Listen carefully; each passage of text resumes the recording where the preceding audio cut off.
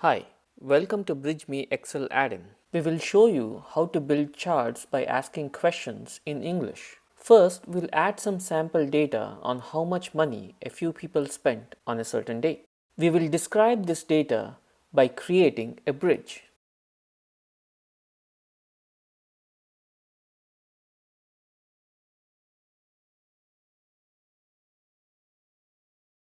A person spent $10 yesterday. This does not need to match the column names exactly. We will map this description to the schema of this spreadsheet.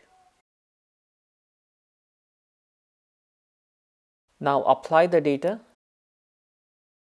and start a conversation with the spreadsheet. How many times did Amy spend? 2 times. What and when did Amy spend? We will get the raw data back and also generate a calendar of her spending patterns. We also generate a graph of spending versus time. Happy talking!